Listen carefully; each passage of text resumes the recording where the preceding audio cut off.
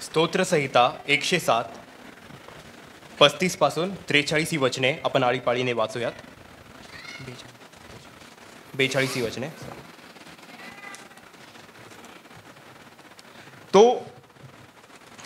तो वाळवंटाचे तळे करीतो व शुष्क भूमीमध्ये झरे उत्पन्न करीतो. तेथे तो भुकेल्यास बसवितो, तो वस्तीसाठी करतात. ते शेते पेरितात व द्राक्षाचे मळे लावितात आणि त्यास पीक मिळते.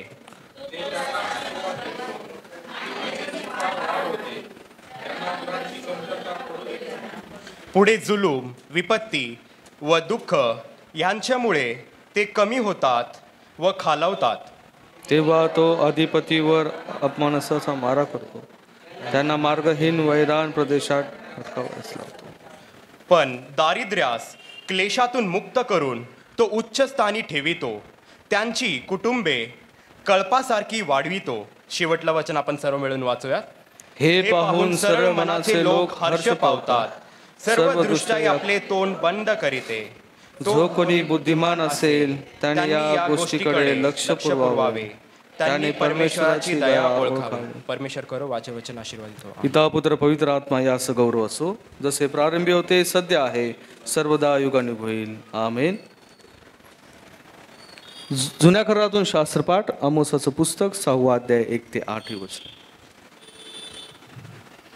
आपण जुन्या करारातून आमोसाचं पुस्तक पान क्रमांक 1061 याचा 6वा अध्याय आणि 1 ते 8 ही वचनं आपण ऐकूयात. सियनेतून सुखवस्तू असणारे व शमरोनाच्या पर्वतावर निश्चित असणारे यास धिक्कार असो. प्रधान राष्ट्रातल्या ज्या प्रमुखाकडे इस्रायलाचे घराने धाव घेत त्यास धिक्कार असो. पलीकडे कालनेस जाऊन पहा व तेथून महान हमाथास जा, पलिष्ठांच्या गाथास जा. या राज्यापेक्षा ती श्रेष्ठ आहेत काय? त्यांचा मुलूक तुमच्या मुलखापेक्षा मोठा आहे काय?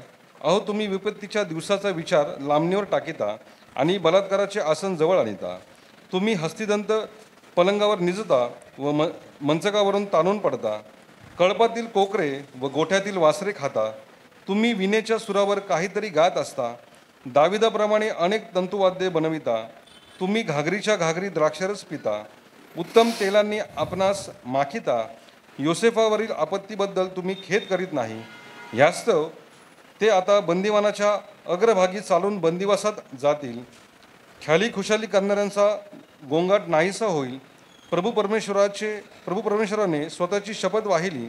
परमेश्वरावर सेनाधीश देव म्हणतो, मी याकोबाच्या वैभवाचा तिरस्कार करीतो, त्याच्या महालांचा मी तिटकारा करीतो. हे नगर व त्यातील सर्व मी इतरांच्या हाती देईन. परमेश्वराकडे वाचणे सर्व वचन आशीर्वाद करो. पुढील शास्त्रपाठ नवीन करारातून पत्र रोमकरास पत्र याचा 11वा अध्याय 33 वचनापासून 12व्या अध्यायाच्या 2ऱ्या वचनापर्यंत. रोमकरास पत्र याचा 11वा अध्याय 33वे वचन. आहा आहा, देवाच्या बुद्धीची व ज्ञानाची संपत्ती किती आगाध आहे, त्याचे निर्णय किती गहन आणि त्याचे मार्ग किती अगम्य आहे. रोमकरास पत्र याचा 12वा अध्याय 2रे वचन. देवाची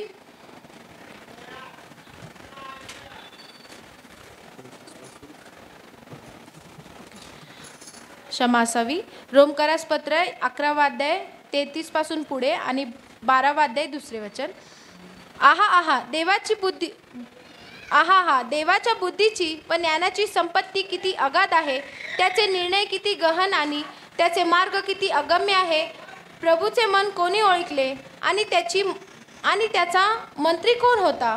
त्याला प्रथम देऊन त्याची फेड कोण करू घेईल असा कोण आहे? कारण सर्व काही त्याचपासून, त्याच्याचद्वारे व त्याच्याच प्रित्यार्थ आहे. त्याला युगानुयुग गौरव असो. आमेन. रोमकरास पत्र याचा 12वा अध्याय पुढे वाचूयात. देवाची उत्तम गहनीय व परिपूर्ण इच्छा काय आहे हे तुम्ही समजून घ्यावे. म्हणून या युगाबरोबर समरूप होऊ नका, तर आपल्या मनच्या नवीकरणाने स्वतःचे रूपांतर होऊ द्या. आमेन. वाचलेल्या वचनांद्वारे देवबाप आपणाला आशीर्वाद पाठव. आमेन.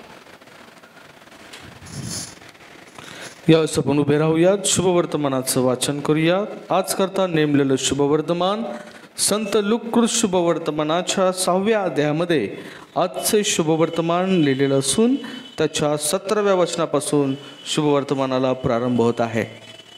संत लुकृत शुभवर्तमान याचा 6वा अध्याय वचन 17 वचनापासून पुढे.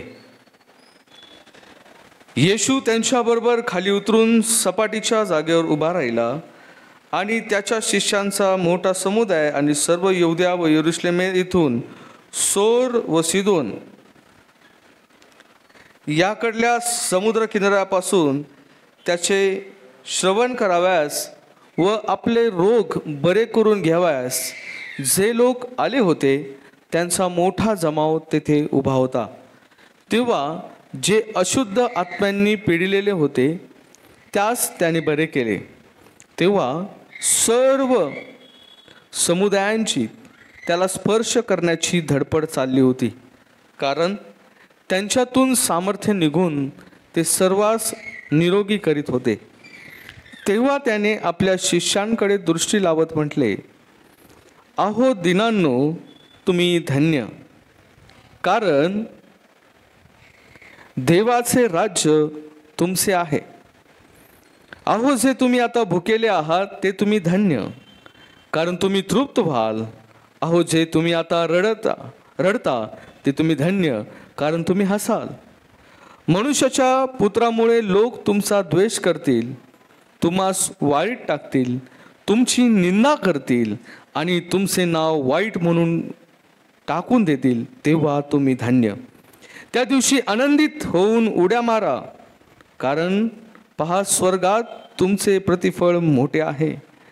त्यांचे सर्वच संदेष्टास त्यांनी असेच करीत असत.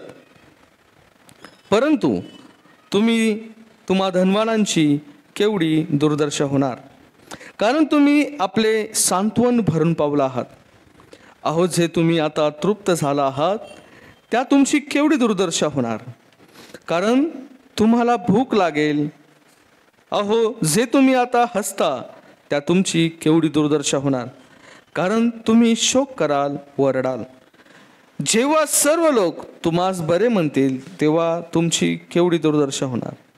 त्यांचे पूर्वज खोटे संदेष्टास असेच म्हणत असत. हे ख्रिस्ताचे शुभवर्तमान आहे.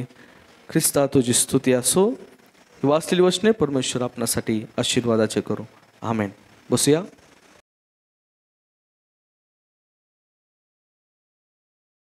करणार आहोत आणि त्याला धन्यवाद आपण देणार आहोत. तत्पूर्वी आपण आपले नेत्र बंद करूयात, आपल्या माने आपण लावूयात. त्या पवित्र आत्म्याची कृपा आपण परमेश्वराला मागूयात की त्याने त्या पवित्र आत्म्याच्या द्वारे त्याचं पवित्र वचन आपल्यापर्यंत त्याने द्यावं आणि आपणा सर्वांना त्याद्वारे त्याने आशीर्वादित करावं. म्हणून आपण गीत गाऊयात. छोटंसं कोरस आपण गाणार आहोत आणि त्यानंतर आपण आपल्या संदेशाकडे आपण वळणार आहोत. पवित्र आत्मा मुझे ले जा यीशु के चरणों में.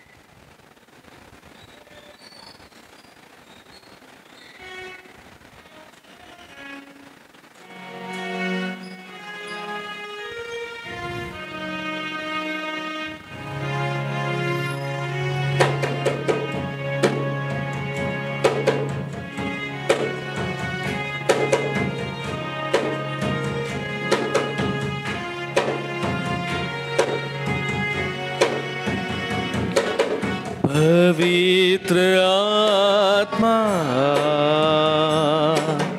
पवित्र आत्मा, मुझे ले जाओ यीशु के चरणों में. पवित्र आत्मा, पवित्र आत्मा, पवित्र आत्मा,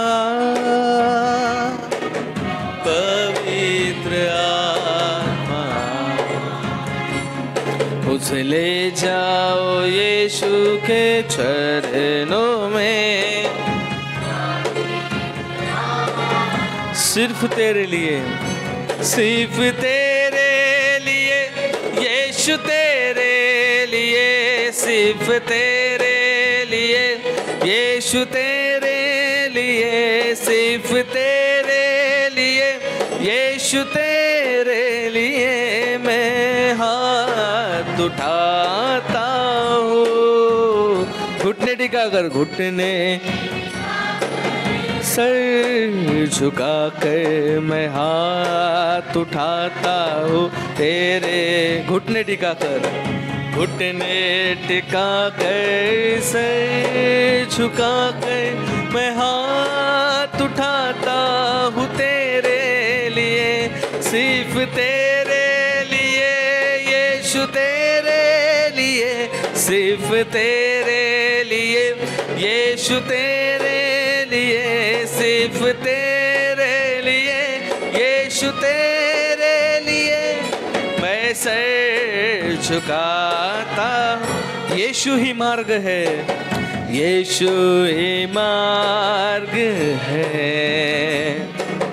यीशु ही सत्य है, यीशु ही जीवन है, यीशु मेरा प्रभु। यीशु ही मार्ग है, यीशु ही मार्ग है, यीशु ही सत्य है, यीशु ही जीवन है, यीशु मेरा प्रभु। सिर्फ तेरे लिए, तेरे लिए,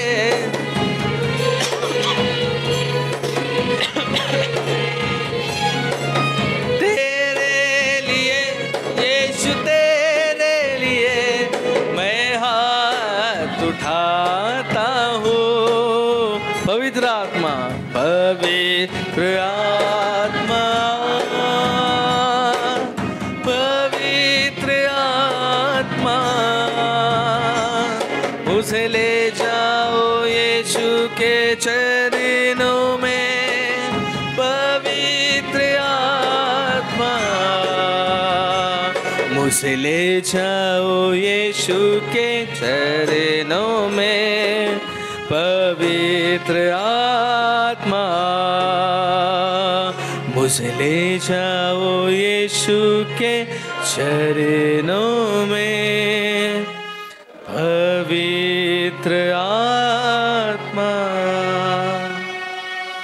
हालेलुया. धन्यवाद माझ्या परमेश्वरा, तुझी स्तुती करतो, तुला गौरव देतो बाप्पा. तुझं वचन माझ्या पावलाकरिता दिवा आणि माझ्या मार्गावर प्रकाश असो. बाप्पा तू बोल, आम्ही तुझे लेकरं ऐकत आहोत.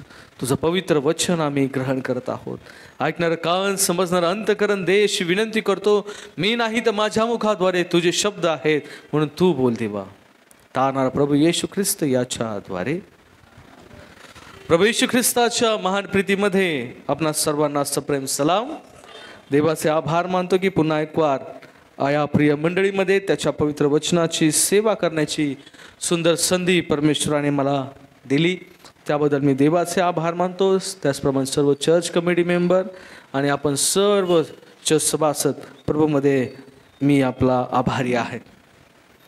प्रिय मंडळी, आपण गेल्या काही दिवसांपासून आपण देवाच्या पवित्र वचनाकडे जात असताना जर आपण अल्मॅनिक प्रमाणे जर गेलो, म्हणजे आपल्या CNIच्या पंचांगाप्रमाणे जर आपण शास्त्रपाठ जर आपण पाहिले, तर मागच्या 2 आठवड्यापूर्वी आपण पेंटिकॉस्ट म्हणजे 50वा दिवस आपण साजरा केला, ज्या दिवशी देवाच्या पवित्र आणि निवडलेल्या शिष्यांवर देवाचा पवित्र आत्मा आला आणि त्या पवित्र आत्म्याने सर्व प्रकारे त्याचं कार्य करण्याची सुरुवात त्या ठिकाणी केली. ही सुरुवात पहिले प्रभू येशू ख्रिस्ताने ऑलरेडी सांगितलं होतं की मी जेव्हा जाईल तेव्हाच तो आत्मा कार्यरत होणार आहे. याचा असा अर्थ नाही की तो असताना कार्यरत नव्हता, अशातला भाग नाही. कारण ज्याप्रमाणे आपण पूर्वस्थिती म्हणजे जुना कराराचं पहिला शास्त्रपाठ जो आपण पाहतो, उत्पत्ती नामक ग्रंथ, त्या ठिकाणीही त्या पवित्र आत्म्याची सहभागिता आपल्याला पाहायला मिळते. नवीन करारात प्रभू येशू ख्रिस्ताच्या बाप्तिस्म्याच्या विषयी त्याची सहभागिता आपल्याला पाहायला मिळते आणि आत्ताही त्याची सहभागिता आपल्याला मिळत आहे. हे मी का सांगत आहे? कारण की पवित्र आत्म्याचं संपूर्ण कार्य जेव्हा आपल्याला पाहायचं असेल तर ते प्रभू येशू ख्रिस्त म्हणतो की मी जेव्हा या जगामधून जाईल तेव्हा तो पवित्र आत्मा तुम्हामध्ये वास करणार आणि तुम्हामधून तो कार्य करणार आहे. पहा प्रियांनो, त्या ठिकाणी 2 गोष्टी मी तुम्हाला काय हे सांगतोय, कारण की पुढचा आजचा जो शास्त्रपाठ यावरच आपला आधारित असतो प्रियांनो.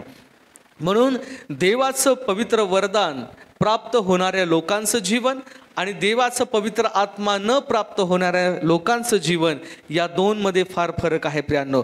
या दोन गोष्टी 2 मिनिटात मी तुम्हाला समजून देतो. जुना आणि नव्या करारामधलं 2 उदाहरण. पहिलं उदाहरण जुन्या करारामधलं आदाम आणि हवेचं उदाहरण. सर्वांना माहीत आहे आदाम हवा हे देवाचे निवडलेले लेकरं, त्याची निर्मिती त्याच्या प्रतिरूपात असे घडवलेले. पहा प्रियांनो, आदाम आणि हवेप्रमाणे आत्तापर्यंत कुणीही धन्य नव्हतं, म्हणजे कुणीही आशीर्वादित जीवन त्यांच्यासारखं आज तागायत कुणीही त्याच्यासारखं आशीर्वादित जीवन जगलं नाही. कारण देवाच्या सहवासात राहणं, देवाला स्वतःच्या डोळ्याने पाहणं, देवाला स्वतःच्या हाताने स्पर्श करणं हे आदाम हवेपेक्षा दुसरं कुणीही ते केलेलं नाही. म्हणून आदाम हवा जरी त्यांनी पाप केलं तेव्हा त्यांच्या पापापूर्वीचं जीवन जर पाहिलं ते जे शुद्ध पवित्र, जे प्रभूला अपेक्षित गरजेचं, प्रभूने ज्या प्रतिरूपात मनुष्याला घडवलं त्याच प्रतिरूपातलं त्यांचं जीवन पाहायला मिळतं.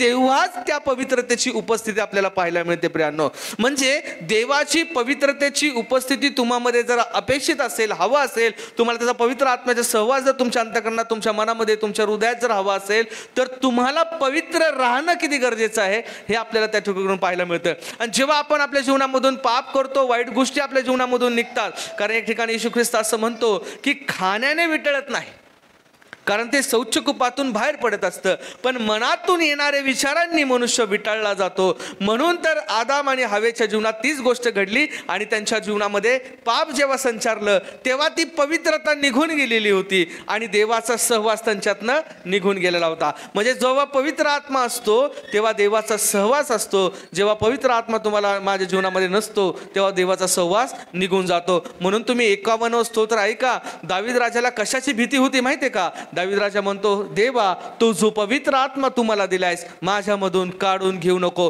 कारण त्याला माहित आहे त्याची जर उपस्थिती माझ्यामधून निघून गेली पवित्र आत्म्याची, म्हणजे जणू देवाची उपस्थिती माझ्यामधून निघून गेलेली आहे. आणि म्हणून नवीन करारात तुम्हाला पुन्हा एक उदाहरण तुमच्या डोळ्यासमोर ठेवतो, ते म्हणजे पेंटिकॉस्टच्या दिवशी घडलेली गोष्ट. हे शिष्य लोक भयभीत होऊन, घाबरे होऊन कुठे बसलेले होते? माडीवर बसले होते. पण येशूचे शिष्य होते ना, 24 तास येशू बरोबर होते. पण येशू बरोबर असूनही त्यांना चमत्कार करता येत मी नाही म्हणत, शास्त्र म्हणतं. एकाला भूत लागलेलं होतं, शिष्यांकडे ते घेऊन येतात, शिष्यांकडनं ते भूत निघत नाही. मग तो काय करतो? येतो कोणाला सांगतो? येशूला म्हणतो, अहो तुमच्या शिष्यांना मी असं सांगितलं, केलं, पण त्यांना ते जमलं नाही. येशू त्यांच्यासमोर त्यांना काय बोलत नाही. मग त्या भूताला काढतो, ते जातो. मग त्यांना म्हणतो, तुम्ही एवढे अजून अल्पविश्वासू कसे? ते लगेच म्हणतात, प्रभू आम्हाकडून का झालं नाही? मग दुसऱ्या दाखल्यामध्ये, म्हणजे त्या ठिकाणी नाही, दुसऱ्या शास्त्रपाठात, म्हणजे लूक शुभवर्तमान म्हणा किंवा मार्कमध्ये वेगवेगळ्या गोष्टी दिलेल्या आहेत त्या शास्त्रपाठात, तेव्हा येशू म्हणतोय की जात उपवास प्रार्थनेशिवाय जात नाही. पण या ठिकाणी येशू एका ठिकाणी काय म्हणतो माहिती का त्यांना? की तुम्ही अल्पविश्वासू आहात म्हणून तुमच्याकडून ते घडलेलं नाही. पण पहा प्रियांनो, तेव्हापर्यंत त्यांना पवित्र आत्म्याचा सहवास प्राप्त झालेला नव्हता. ते अजून भयभीत होऊन, कंपित होऊन कुठे बसलेले होते? माडीवर बसले होते. जेव्हा येशू अकस्मातरित्या तिथे येतो, पवित्र आत्मा देतो, दिल्यानंतरही कार्य होत नाही का? कारण येशू म्हणतो, जोपर्यंत मी जाणार नाही तोपर्यंत कार्य होणार नाही. म्हणतो जातो. 28 आपल्याला मत्ती शुभवर्तमानामध्ये सांगतं की त्याचं स्वर्गारोहण होतं. स्वर्गारोहण झाल्यानंतर ते माडीवरच आहे.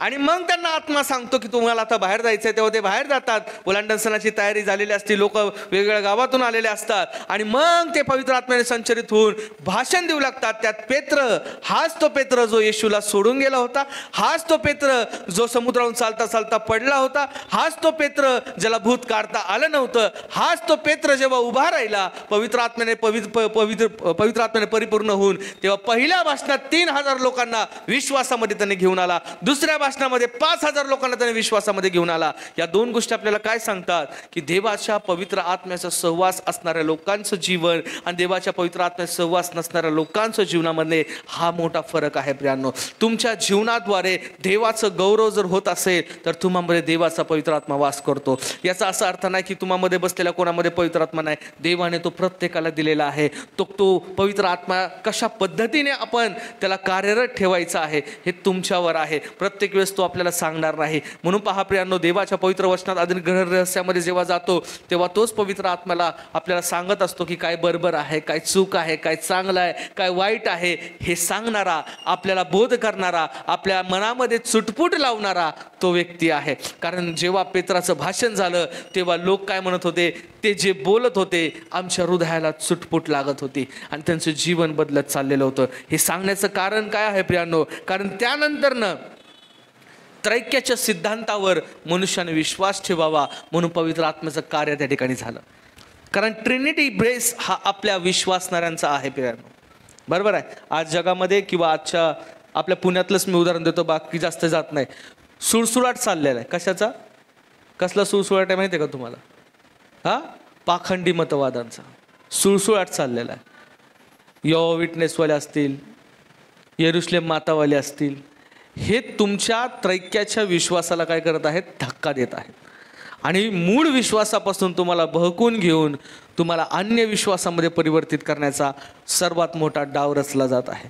आणि हा कोणाकडे डाव रचला जातो माहिती आहे का? ज्यांना ख्रिस्त माहीत नाही त्यांच्याकडे नाही, ज्यांना ख्रिस्त ठाऊक आहे त्यांच्या जीवनात मोठ्या प्रमाणामध्ये घडत आहे. म्हणून तुम्हाला आणि मला प्रभू येशू परमेश्वरावर, त्याच्या पुत्रावर आणि पवित्र आत्म्यावर आपला विश्वास, त्रैदेव एक व्यक्ती यावर विश्वास आपला असलं फार गरजेचं आहे. म्हणून शुभवर्तमानामध्ये आपल्याला 2 गोष्टी दिसतात.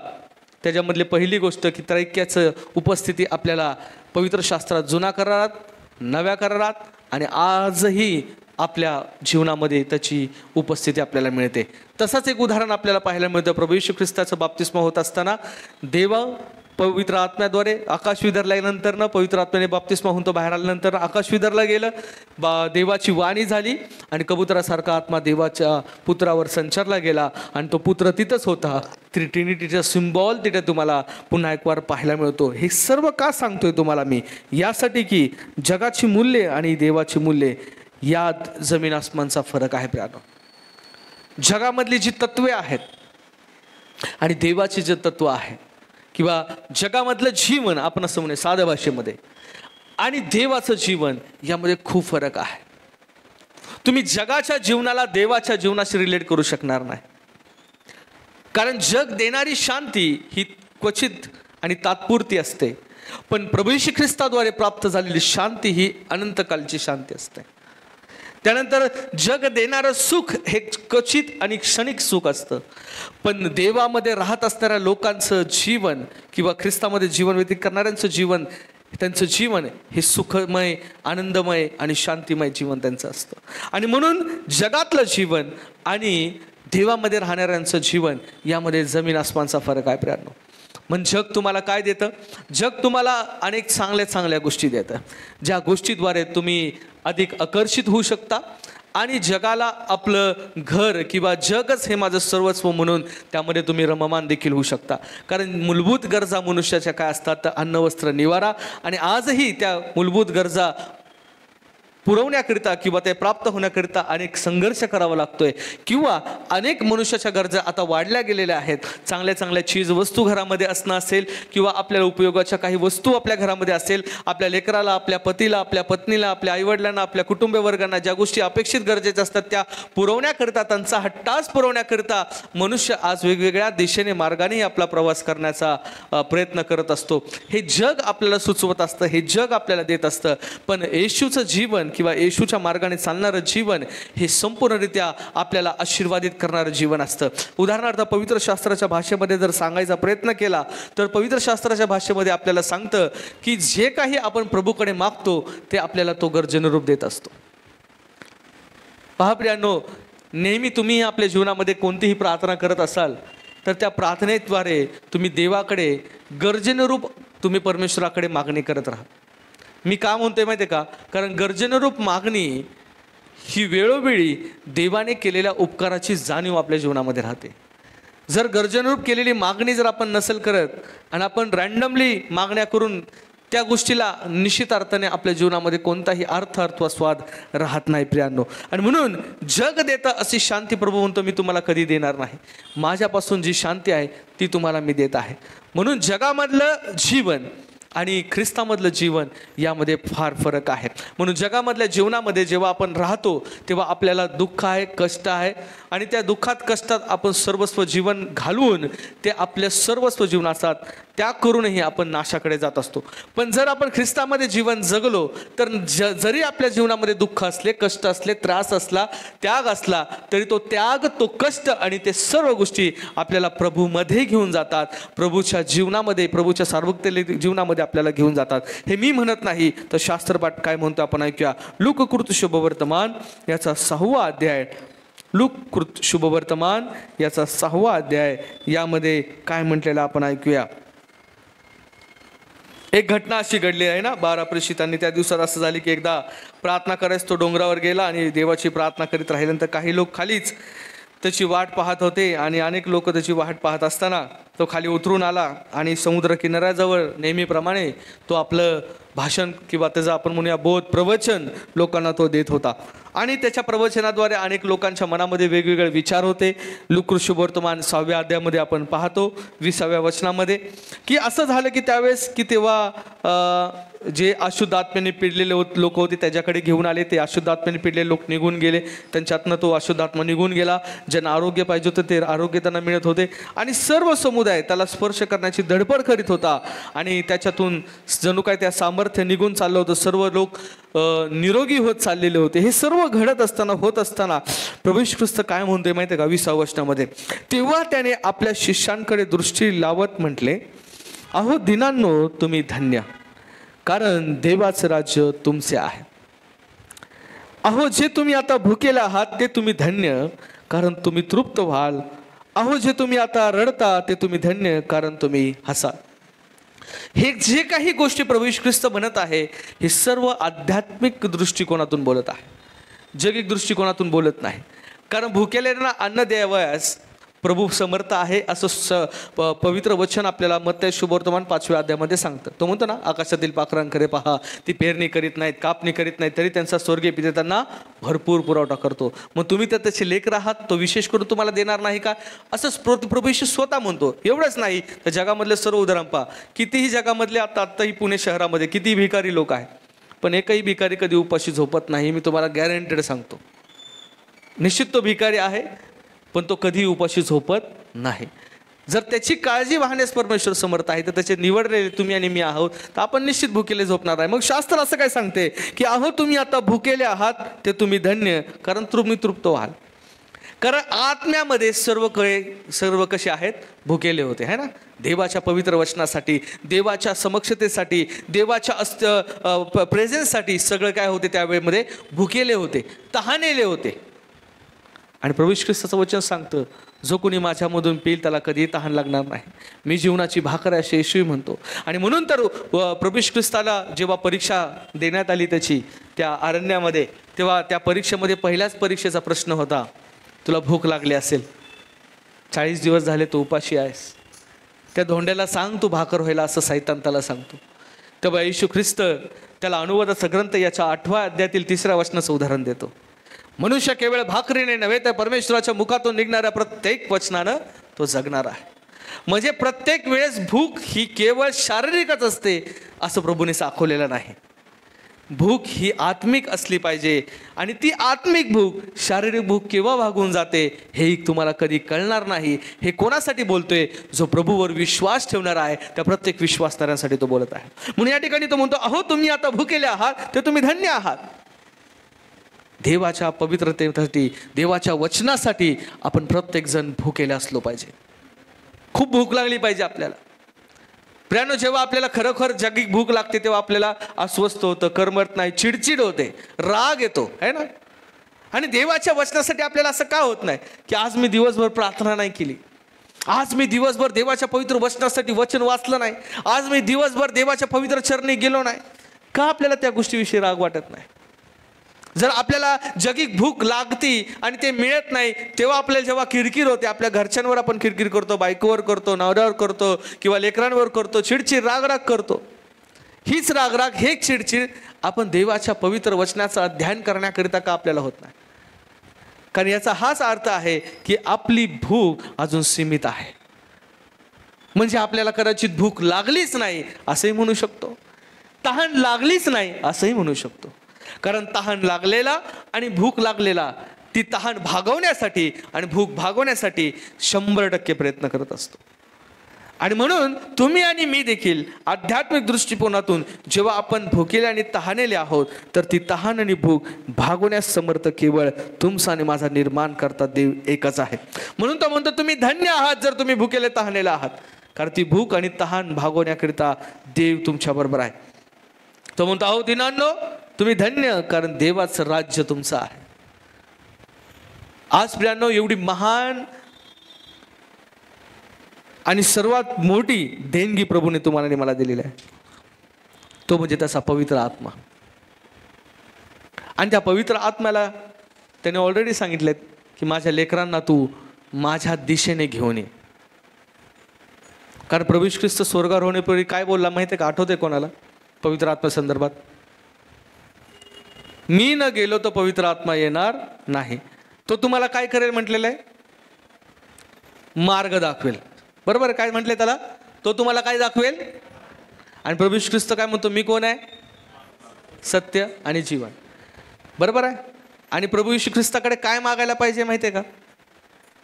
मत्ते शुभवर्तमान याच्या 7व्या अध्यायातील 7व्या वचनामध्ये म्हटलं आहे ना, मागा म्हणजे मिळेल, शोधा म्हणजे सापडेल, ठोका म्हणजे उघडेल. आपल्याला अजून कळलंच ना आपल्याला काय मागायचंय, म्हणून प्रॉब्लेम आहे. कळतंय काय मला काय म्हणायचं? कळलंच नाही काय मागायचंय. कारण त्याच्या शेवटचा शास्त्र त्या 7व्या वचनाच्या शेवटला भाग जर वाचला तर म्हटलेला आहे की जर मुलाला भाकर मागितली असता साप देतो कोण? नाही देत. बरोबर आहे. म्हणजे जे मागले तेच लेकराला आपण देतो का नाही? मग येशू म्हणतो तुम्ही तर देवाचे विशेष लेकू आहात, तुम्हाला तो विशेष करून देणार नाही का? मग खाली काय म्हटलं माहिती का? विशेष करून पवित्र आत्मा देणार नाही का? बोललंय ना. म्हणजे काय मागायला लावले तुम्हाला? प्रभू जाण्यापूर्वी जो दिलेला आहे तो तुम्हामध्ये पाहिजे, म्हणजे पवित्र आत्मा. तो पवित्र आत्मा का मागायला लावलाय माहितीये का? कारण तो पवित्र आत्मा काय दाखवणार आहे? काय दाखवणार आहे? आणि मार्ग कोण आहे?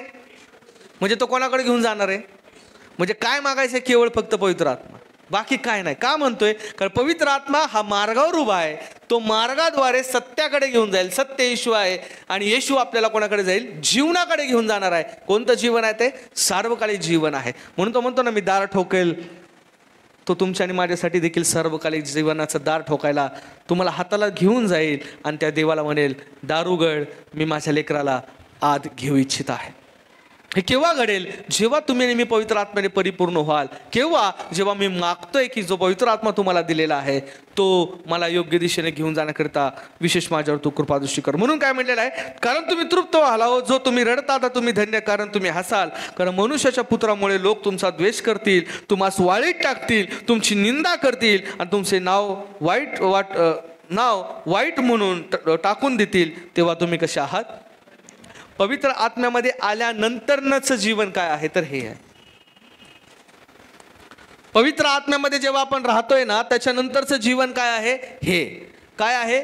तुच्छ लेखणे, निंदा करणं, म्हणजे आपण नाही आपल्याला करणार. जे पवित्र आत्म्याने परिपूर्ण झालेले आहेत, पवित्र आत्म्यामध्ये चालत आहेत, त्यांच्या जीवनामध्ये काय होणार? तर हे होणार आहे. हे जीवन कोणतं आहे? मी मगाशी 2 गोष्टीमध्ये तुम्हाला विभाजन करून दिलं. हे देवामध्ये राहणाऱ्यांचं जीवन आहे. आणि हे देवामध्ये राहणाऱ्यांचं जीवन कसं आहे? निंदा होणार, नालिस्ती होणार, छितू होणार, अपमान होणार, छळ होणार. हे देवामध्ये राहणाऱ्यांचं जीवन आहे. आणि जगामध्ये राहणाऱ्यांचं जीवन काय? निंदा नालस्ती नाही होणार. उलट तुम्ही त्या निंदा नालस्तीमध्ये स्वतःला समर्पित करणार आणि तुम्ही लोकांची काय करणार? निंदा नालस्ती करणार. म्हणून पुढच्या रविवारचा शास्त्रपाठ, त्याच्या पुढच्या रविवारचा शास्त्रपाठ पण फार सुंदर आहे. इतरांचे दोष काढू नका म्हटलंय, कारण तुमचेही काढण्यात येईल, कारण न्यायाचा समय निश्चित येणार आहे. म्हणून प्रियांनो, देवाचं जीवन आणि जगाच्या जीवनामधला हा फार मोठा फरक आपल्या जीवनामध्ये आपण समजून घेणं गरजेचं आहे. म्हणून देवामध्ये राहत असताना तुम्हाला भूक लागेल, तहान लागेल, ती देवाच्या वचनाची, आणि प्रभू ती भूक आणि तहान तुमची भागवेल. जर तुम्हाला कोणी रडवलं तर तुम्ही धन्य आहात. जर तुम्हाला कोणी रडवलं देवामध्ये असताना तर तुम्ही धन्य आहात, कारण तुम्ही हसणार आहात स्वर्गामध्ये. मनुष्याच्या पुत्रामुळे लोक तुमचा द्वेष करतील. शिष्यांचा केला. जेव्हा शिष्यांना पवित्र आत्मा मिळाला त्यानंतर काय झालं माहिती आहे का? लगेचच ताबडतोब पेत्राला, याकोबाला आणि योहानाला पकडलं आणि हेरोद्यापुढे उभं केलं. पण ऑलरेडी पवित्र आत्मा त्याच्यामध्ये असल्यामुळे, पहा प्रियांनो, आपल्याला प्रत्येक वेळेस पवित्र आत्मा काय काय करतोय तुम्हाला सांगतो. पवित्र आत्मा ऑलरेडी त्याच्यामध्ये असल्यामुळे त्याला काय बोलायचंय हे पवित्र आत्मा त्या ठिकाणी त्याला सुचवत होता. म्हणजे तुम्ही कष्टात असाल, दुःखात असाल, त्रासात असाल, कुठल्या अडचणीत असाल, जगामधल्या कुठल्याही चक्रव्यूहमध्ये अडकला असाल, पण तुम्ही ख्रिस्तामध्ये हजर असाल, त्याच्या विश्वासामध्ये असाल, त्याच्या पवित्र आत्म्याने परिपूर्ण असाल, तर तुम्हाला काहीच करायची गरज नाही. जो पवित्र आत्मा तुमच्या ठाई बसलेला आहे तो तुम्हाला त्या चक्रव्यूहातून, त्या संकटातून, त्रासातून, दुःखातून, परिस्थितीतून तो तुम्हाला मार्ग दाखवेल. कारण त्या मार्गावर तोच उभा आहे आणि तोच मार्ग तुम्हाला दाखवण्याकरिता पवित्र आत्मा तुम्हाला कार्य करत असतो. म्हणून त्या ठिकाणी हेरोद्यासमोर उभा राहत असताना प्रथमतः पेत्राला भीती वाटली होती, पण पेत्राला कळालं की पवित्र आत्म्याने मला परिपूर्ण केलं देवाने, भ्यायचं गरजच नाही. छाती ठोकपणे त्याचं हेरोद्यापुढे उभा राहतो. अनेक लोक त्याला प्रश्न विचारतात, निर्भीडपणे तो उत्तर देताना म्हणतो, तुम्ही ज्या ख्रिस्ताला मारलंय त्याची आम्ही सुवार्ता गाजवत आहोत. हे बोलण्याकरिता काही दिवसापूर्वीच तो पळून गेला होता येशूला सोडून, कारण तोपर्यंत पवित्र आत्मा संचारलेला नव्हता. जेव्हा पवित्र आत्मा त्याच्यावर आला, म्हणजे जगिक जीवन पहा पेत्राचं, पवित्र आत्मा मिळण्यापूर्वी पळून गेला. जेव्हा आत्म्यात त्याला जीवन मिळालं तेव्हा तो निर्भीडपणे, छाती ठोकपणे उभा राहिला. त्याला माहित होतं की आता जर मी बोलतोय तर मला काय मिळणार? बंदीशाळा. पण नाही प्रियांनो, त्या पवित्र आत्म्याच्या द्वारे काय बोलावं हे त्याला सुचल्यामुळे तो बरोबर त्याच्यामधून काय पडला? बाहेर पडला आणि बाहेरून परत सुवार्ता गाजवू लागला. आणि दुसऱ्या भाषणात त्यांनी 5,000 लोकांना ख्रिस्तामध्ये, विश्वासामध्ये परिवर्तित केलं. म्हणून सांगितलंय, मनुष्याच्या पुत्रामुळे लोक तुमची द्वेष करतील. होय प्रियांनो, तुम्ही जर येशूचा स्वीकार केलेला आहे तर तुमचा द्वेष होणार. तुम्हास वाळीत टाकतील. होय, तुम्हाला वाळीत टाकून देतील, तुमच्याशी बोलणार नाही. काय फरक पडत नाही. येशू जर माझ्याशी बोलतोय तर जगाने बोलण्याची गरज काय? देव जर माझ्याशी बोलतोय माझ्या पवित्र वचनाद्वारे तर जगाशी माझ्याशी काय गरज? कारण येशूच म्हणतोय तुम्ही जगाचे नाहीत, जगापासून तुम्ही वेगळे केले गेले आहात. हे वेगळेपण आहे की लोक तुमची निंदा करतील तेव्हा तुम्ही धन्य असाल, वाईट टाकतील तेव्हा तुम्ही धन्य असाल, तुमची निंदा करतील, तुमचं नाव वाईट म्हणून टाकतील तेव्हा तुम्ही धन्य. त्या दिवशी आनंदित होऊन उड्या मारा. बघा, शास्त्र तर वेगळं सांगतोय, दुःखी व्हायचं नाही त्याच्या वेळेस. शास्त्र काय म्हणते? आपण काय होणार? कुणी वाईट टाकलं नाही, बोलत नाही, आता होतं ना, चर्चमधलंच म्हणा, नातेवाईकांमधलंच म्हणा, मित्रमैत्रीण म्हणा, काही कारण असतं, काय फुगलं बिगलं, काय कुणी वेगळं काय सांगितलं, तो काय कन्फर्मेशन व्यवस्थित करत नाही आणि फुगतो निघून जातो. आपल्याला वाईट वाटतं, अरे बाबा माझे तर काही नाही मनामध्ये, हा कसं काय असं निघून गेला, आणि माझ्याशी बोललाच नाही, हातात मिळवलाच नाही. अनेक प्रश्न समोर उपस्थित राहतात आणि आपण दिवसभर त्याच चिंतेने, काळजीमध्ये असतो. अरे काय झालं, काय झालं, काय झालं? शास्त्र म्हणतंय गरजच नाही त्या गोष्टीची. शास्त्र काय सांगते? त्या दिवशी उलट तुम्ही आनंदाने उड्या मारा. जेव्हा तुमचा द्वेष होतोय त्या दिवशी तुम्ही आनंदाने उड्या मारा, उल्हास करा. ज्या दिवशी तुमची निंदा होते, तुम्हाला वाईट टाकलं जातं, तुमच्या नावाने वाईट बोलले जातात, तेव्हा तुम्ही धन्य होऊन, आनंदित होऊन उड्या मारा. का? कारण पहा, स्वर्गात तुमचं प्रतिफळ मोठं आहे. स्वर्गात तुमचं प्रतिफळ कसं आहे? मोठं आहे. त्यांचे पूर्व संदेश असेच करत होते. म्हणजे तुम्हाला आणि मला जे करतात ते नवीन नाही. साध्या आणि सोप्या भाषेमध्ये हेच घडलंय पूर्वी, त्यांच्या देखतही त्यांच्या जीवनामध्ये हेच घडले. संदेश त्यांच्या जीवनात आजही तुमच्या आणि माझ्या जीवनामध्ये तेच घडत असताना नवल वाटण्यास कारण नाही. उलट अभिमान बाळगा, उलट त्याविषयी आनंद करा, असं पवित्र शास्त्र आपल्याला सांगते. हा आनंद, हा उल्हास किंवा प्रभूमध्ये जो काही उड्या मारून आनंद व्यक्त करायचा आहे, हा केवळ तोच व्यक्ती करू शकतो जो देवामध्ये आपलं जीवन जगत आहे आणि खऱ्या अर्थाने त्याचं मूल्य त्याला माहीत आहे. जगामध्ये जीवन जगणाऱ्या व्यक्तीला याचं काही कानभार पडत नाही आणि याचं काही गांभीर्य नसतं, कारण तो जगामध्ये समरूप असल्यामुळे जगामधल्या आनंदाचा शोध घेत असतो. तो आनंद क्षणभंगूर जरी असला तरी त्याला प्रिय असतो, पण तो त्याद्वारे सार्वकालिक जीवनाची वाट विसरून जात असतो. पण देवामध्ये राहणाऱ्या लेकरांना जरी आत्ता दुःख, आत्ता निंदा, आत्ता हाल अपेष्टा, संकटे, दुःख यांना प्रवास करावा लागत असेल, पण तो पुढचा फ्युचर विचार करत असतो की मरणानंतरच्या सार्वकालिक जीवनात मी उड्या मारून देवाचा आनंद उत्सवाने गजर करणारा, मी त्या ठिकाणी उपस्थित असणारा व्यक्ती असेल. म्हणून मनुष्य म्हणजे ख्रिस्ती विश्वासणारं म्हणून आपण या जगामध्ये राहत असताना जगापुरता मर्यादित राहून विचार करणं गरजेचं नाही. तर या जगानंतरचं जीवन जे प्रभूने आपल्याला पवित्र वचनाद्वारे दिलेलं आहे ते सार्वकालिक जीवन, याकडे आपलं लक्ष केंद्रित करणं फार गरजेचं आहे. जगामधला आनंद क्षणभंगूर, जगामधलं दुःख ही क्षणभंगूर, पण जगामध्ये राहत असताना सर्व काही नातेसंबंध हेही क्षणभंगूर आहेत. पण जे नातं टिकवायचं आहे ख्रिस्तासाने आपलं, ते सार्वकालिक ते करीत आहे, जे कधीही तुटणार नाही. त्या नात्याकरिता जे करणं या भूतलावर गरजेचं आहे ते प्रत्येक गोष्ट आपल्या जीवनातून आपण करणं गरजेचं आहे. मग ती काय असू द्यात, तो प्रभूच्या नावाने सर्व काही त्याच्या नावामध्ये जे काही तुम्ही कराल ते स्वर्गात त्यासाठी निश्चित त्याची नोंद केली जाणार आहे प्रियानो. परंतु आता तुम्ही धनवानांची गोड दुर्दशा होणार. प्रभू म्हणतोय धनवानांची दुर्दशा होणार कारण तुम्ही आपले सांत्वन भरून पावला आहात. अहो जे तुम्ही आता तृप्त झाला आहात तुमची गोडी दुर्दशा होणार कारण तुम्हाला भूक लागेल. अहो जे तुम्ही आता हसता तुमची गोडी दुर्दशा होणार कारण तुम्ही शोक कराल. जगिक जीवनामध्ये जीवन जगणाऱ्या लोकांसंदर्भातली हे वचने या ठिकाणी दिलेले आहेत. पण त्याच्यापूर्वीची वचने जे देवामध्ये आपलं जीवन जगत आहेत, अध्यात्मामध्ये देवाच्या जीवन जगत आहेत, पवित्रतेमध्ये देवाचे जीवन जगत आहेत, त्यांना सार्वकालिक जीवनाची आशा देणारं पवित्र वचन आपल्याला या ठिकाणी सांगते की तुम्ही हसाल स्वर्गामध्ये, उड्या माराल स्वर्गामध्ये, आनंदित व्हाल स्वर्गामध्ये. कारण पृथ्वी तलावर जेव्हा तुमचा छळ होतो तेव्हा स्वर्गात त्याची नोंद केली जाते. म्हणून जगामधलं जीवन जरी क्षणभंगूर आहे तर या जगामध्ये असं जगलं पाहिजे की या जगाद्वारे देवाचं गौरव होईल, निश्चित अर्थाने आपल्या जीवनातून व्हावं. प्रियानो, असाच एक व्यक्ती होऊन गेला जो जगला ही ख्रिस्तासाठी, देवासाठी, मेला ही देवासाठी आणि ख्रिस्तासाठी. दोन बोललोय कारण एकाचा शब्द असा आहे की मी जगतो तो ख्रिस्तासाठी, मरतो ही ख्रिस्तासाठी. तो होता संत पाऊल. पण एक जगला ख्रिस्ताकरिता, मरला देवाकरिता, तो होता बाप्तिस्मा करणारा योहान. जून 24 तारखेला तसा दिवस साजरा केला जातो. आज तारीख आहे 22, 23 आणि 24.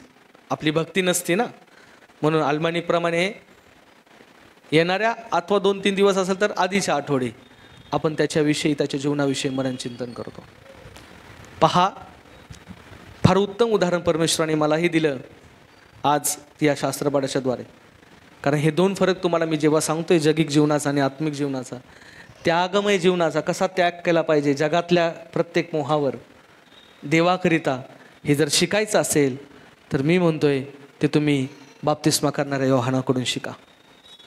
कोणाला माहिती आहे का बाप्तिस्मा करणारा योहान हा उंटाच्या कातड्याचे कपडे का परिधान करत होता? का तो टोळ आणि रात मध खात होता? काय कारण असेल? काहीतरी कारण असेल का नाही? त्यावेळेस कपडे होते का? कपडे होते का? कपडे होते त्यावेळेस? नव्हते? होते ना कपडे? कपडे होते का त्यावेळेस? पायगोळ जागा आहे ना, होता ना, जागा घालायच्या ना, पायगोळ जागा घालायची. कारण यहुद्यांचं ते सिम्बॉलिक होतं आहे ना, आजही घालतात यहुदी लोक. म्हणजे कपडे होते, बरोबर आहे. मग कपडे असताना हा का विवस्त्र फिरत होता? म्हणजे काही अवयव झाकून, बरोबर आहे ना. फक्त कमरेला असं म्हटलेलं आहे, कातड्याचा कमरबंद बांधत होता है ना. उंटाच्या केसाचे ते परिधान करत होता. टोळ आणि रानमध्ये एवढंच दिलंय खायला. काय असं काय आठवत असेल तुम्हाला? काय काय घडलं असेल असं? जरा थोडा विचार करा, 1 सेकंदासाठी, 2 सेकंदासाठी. आईवडील नसतील, वयस्कर होते, बरोबर आहे. मग नातेवाईक त्याला पुष्कळ होते. येशू त्याचा भाऊच आहे प्रॅक्टिकली विचार केला तर. सॉरी, हा, अरण्यात घोषणा करणाऱ्याची वाणी. हा ठीक आहे ना, अरण्यात घोषणा करणारे, तो अरण्यात सगळी घोषणा कर. पण आता अरण्यात राहणं म्हणजे असं काही नाही की स्पेसिफिक तुम्ही कपडे न घालता, तो इथं पण येत होता ना, कारण त्यांनी परखडपणे हेरोदाला डायरेक्ट बोललाय ना, तू तुझ्या भावाची बायको ठेवतो, हे किती तू सशस्त्र गोष्ट करत आहे, तुझा निश्चित धिक्कार असो. आणि त्याला मग बंदीशाळेत टाकलं. म्हणजे तो फिरत होता ना त्याच्यामध्ये, म्हणजे येरुशलेममध्ये म्हणा, आजूबाजूच्या गावच्या प्रदेशात सगळीकडे फिरत होता. आता यार्देन नदीत बाप्तिस्मा करायला तोच आला होता ना तिथं, बरोबर आहे. याचं कारण काय माहिती आहे का? सुरुवात झाली कशी, रोमन सरकार जे होतं, रोमन एम्पायर, हे लोकांवर जात जुलूम करत होतं, बरोबर आहे. तुम्ही त्याची हिस्ट्री जर काढली तर तुम्हाला कळेल, ते त्यांच्यावर काय करत होतं? जात जुलूम करत होतं. कोणावर? सामान्य लोकांवर. कोणाच्या? देवाच्या सामान्य लोकांवर जात जुलूम करत होतं. कसा जात जुलूम आहे? सामान्य लोकांवर जसा आज आपल्यावर जात जुलूम होतो तसंच. कसा? टॅक्स, कर. कर कसा घेतला जात होता? जबरदस्ती. आणखीन अपेक्षेपेक्षा जास्त. अजून प्रत्येक ठिकाणी. उदाहरणार्थ, एकाच रोडला किती टोल आहेत? सोलापूरला जाताना आपल्या 4 टोल आहेत. गरज आहे का? स्पेसिफिकली गरज आहे का? प्रॅक्टिकली एक टोल घ्या, डायरेक्ट जाऊ शकतो, बरोबर आहे. रोड तोच आहे, बदलतोय का रोड आपण? बदलला तर बदलल्याचा टोल घ्या. मी काय सांगतोय लक्षात घ्या. एकाच टोलवर एकाच मार्गावर किती टोल आहेत? 4 टोल धरा. गरज किती टोलाची? एकच टोलाची. घेतलेत किती एक्स्ट्रा टोल? 3. हे मी जगिक उदाहरण देतोय. असंच त्यांच्या जीवनामध्ये घडत होतं. तुम्हाला जर येरुशलेममध्ये प्रवेश करायचा आहे, तुम्हाला टॅक्स भरायचा, टोल भरायचा आहे, बरोबर आहे. तुम्हाला माहिती आहे का, आता ती सिस्टीम बंद पडली, पण आपल्या धानोरीला काय असं चेकपोस्ट नाका ना, किंवा इथं पण जकात नाका, किंवा आपल्या कॉलेजच्या इथं पण जकात नाका आहे, एम्प्रेस गार्डन जकात नाका. जकात नाका माहिती आहे तुम्हाला? जकात नाका का घ्यायचे माहिती आहे का? इम्पोर्ट एक्सपोर्ट करणाऱ्या गोष्टींवर जकात नाका होता. येल्लो प्लेटवर जकात नाका. मग तुम्ही येतानाही जकात द्यायचं आणि जातानाही जकात द्यायचं. मग परत तुम्ही आलात तरी जकात द्यायचं आहे. परत तुम्ही दिवसात तुम्ही टी ट्रिप मारा, तुम्हाला जकात द्यावाच लागणार. त्यावेळेस काय होतं, जेव्हा हे लोक होते ना, त्यांना यायला जायला त्या गावातून या गावात जर यायचं असेल तर त्यांना काय द्यायचा? कर द्यावा लागायचा, अनपेक्षित, गरजेचं नसताना. दुसरी गोष्ट, प्रत्येक वस्तूंवर कर होता. जसं आजही आपल्या प्रत्येक वस्तूंवर काय आहे? कर आहे, है ना. प्रत्येक वस्तूंवर कर होता. आज जसा प्रत्येक वस्तूंवर कर आहे तसंच त्यावेळेस, हे आत्ताचं नाही, पहिल्यापासून चाललंय, मग नवीन आपल्यासाठी नाही. प्रत्येक वस्तूंचा कर होता. मग जे गरीब, रंजले गांजलेले, निराशित आहेत, ज्यांना इन्कम सोर्स नाही, अत्यंत आहे, त्यांना ही वस्तू तीच खरेदी करायची आहे. मग ते खरेदी करत असताना त्यांनाही तेच पे करून करायचं आहे. अशा पद्धतीने त्यानंतर ना खाण्यावर टॅक्स. काय गरज आहे खाण्यावर टॅक्स? आजही खाण्यावर आपल्या टॅक्स लागतोच आहे. खाणं ही मूलभूत गरज आहे ना, माणसाची ही मूलभूत गरज आहे. टॅक्सची गरज आहे नाही, पण त्यावेळेसपासून आहे. मग अशा काही मूलभूत गरजांवर टॅक्स देण्याकरिता पुढाकार घेऊन पुढं आला तो म्हणजे बाप्तिस्मा करणारा योहान. त्यांनी निषेध केला या गोष्टीचा. तो म्हटला, काय करताय तुम्ही? अन्नावर टॅक्स करताय का? तुमचं अन्न मी खात नाही, वर्ज्य करतो, हा माझा. कारण तो त्यावेळेस प्रभावी नेतृत्व करणारा व्यक्ती होता. कारण त्याच्या भाषणाने अनेक लोक एकत्रित येऊन बाप्तिस्मा घेत होते पश्चातापाचा. लोक लोंढाच्या लोंढा त्याच्याकडे येत होते. तो एक नेता होता, नेतृत्व करणारा एक व्यक्तिमत्व त्याचं होतं. म्हणजे नेता म्हटल्यानंतर ना, त्यांनी जर उपोषणाला बसला तर सरकारला ऐकावंच लागतं, असा प्रकार येतो. तुम्ही मी केलं तर ऐकणार आहे का? नाही ऐकणार. पण नेता जर असेल तर तो काय ऐकावंच लागतं. म्हणून का ऐकावं लागत होतं योहानाचं? कारण योहान एक प्रकार नेता होता त्यावेळेस, एक पुढारी होता. आणि त्याचं ऐकायचं कारण काय होतं?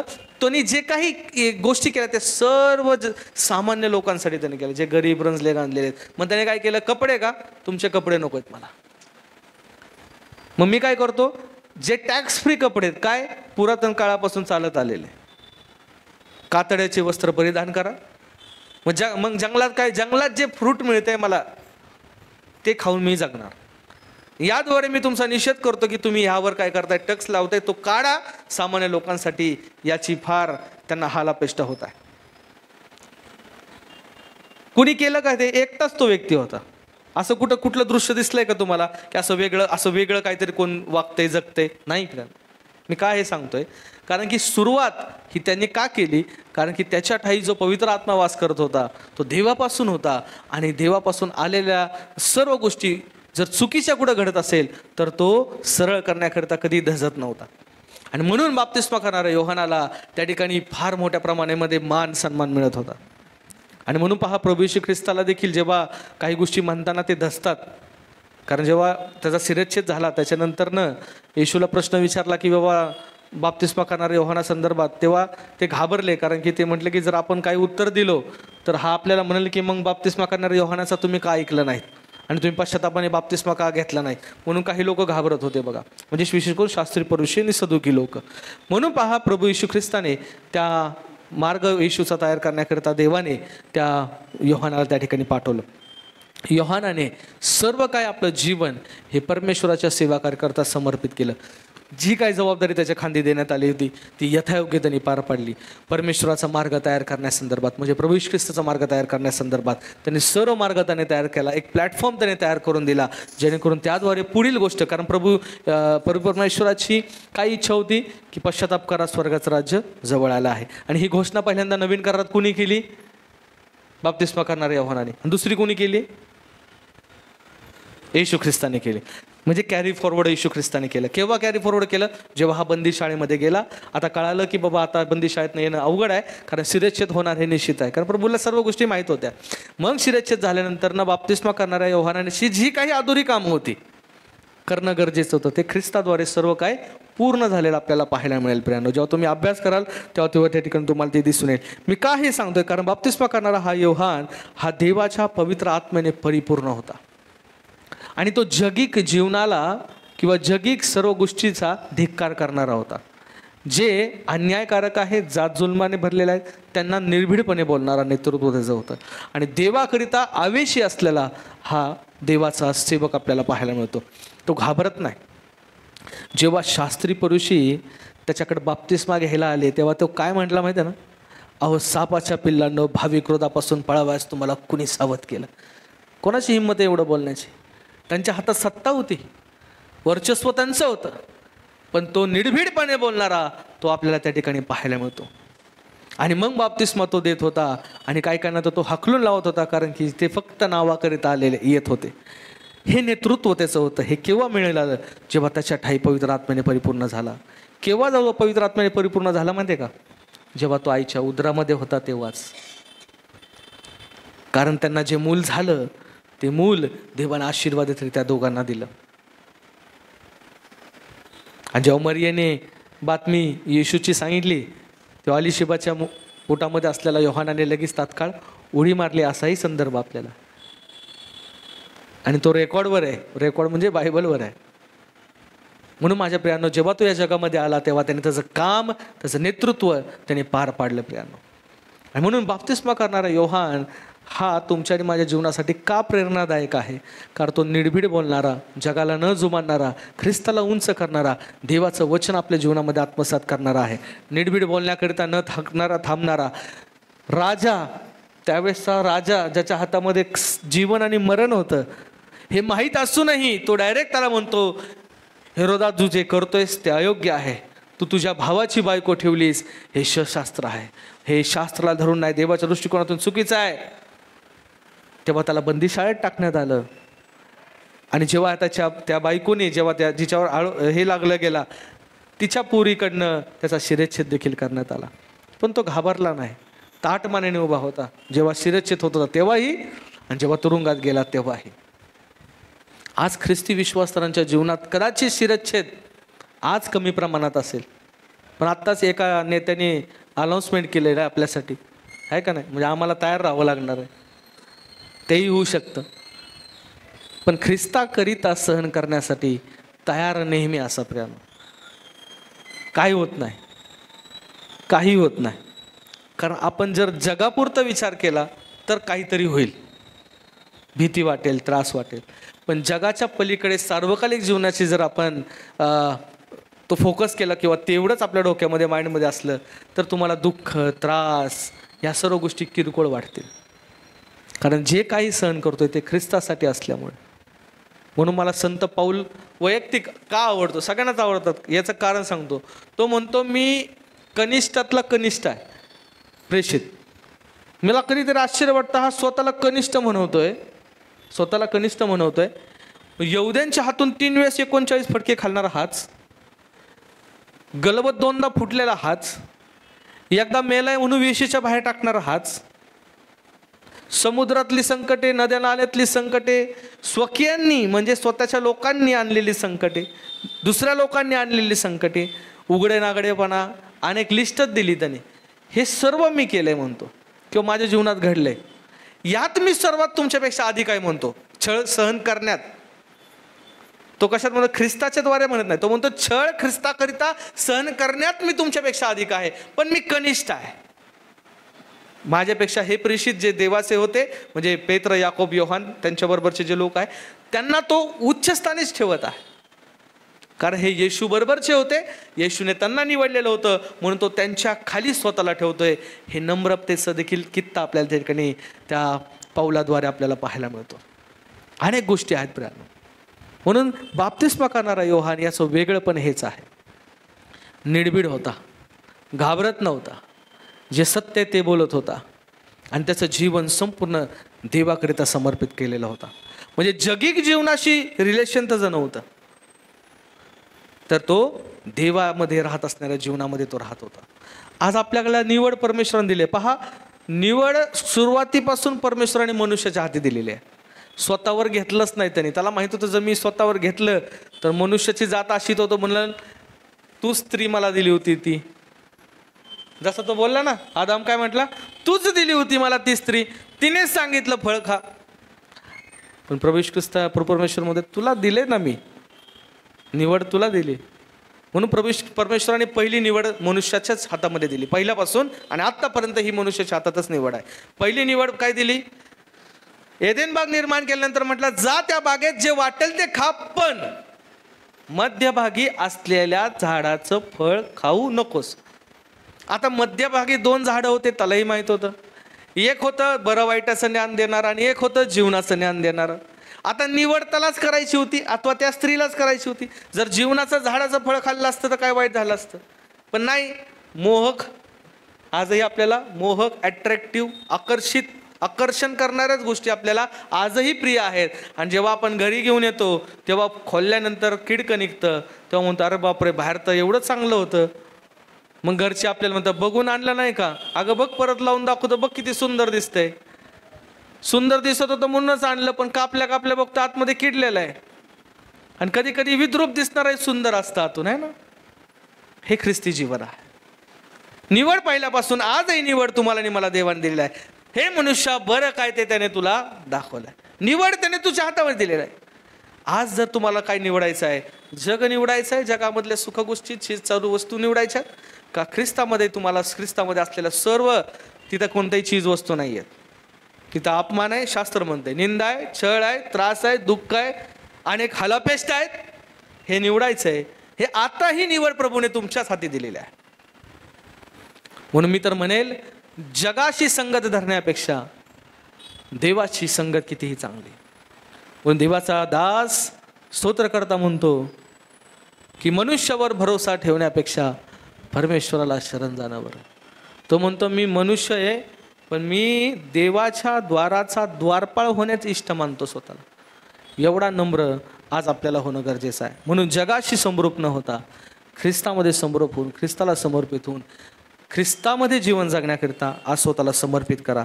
जसा योहान जगला, जसा पाऊल जगला, स्वतः मनुष्याच्या प्रतिरूपामध्ये प्रभू येशू ख्रिस्त जगला, तसंच आज तुम्ही आणि मी त्या ख्रिस्ताच्या प्रतिरूपात जगणं आज फार गरजेचं आहे. देवबाप करो तुम्हाला, मला, मग प्रत्येकाला त्याचा आशीर्वाद, त्याचा अनुग्रह, त्याच्यामध्ये राहण्याची कृपा तो आपल्याला प्रार्थना करू. हे देवा, मी तुझ्या पवित्र चरणी येतो, विनम्रतेने येऊन प्रार्थना करतो की तू आम्हाला या पवित्र वचनाद्वारे विशेष कृपादृष्टी केलीस. आभार मानतो. ऐकणारं कान दिलं, समजणारं अंतःकरण दे, आचरण अनुकरण करण्याची कृपा दे. तारा प्रभू येशू ख्रिस्ताच्या द्वारे मागतो.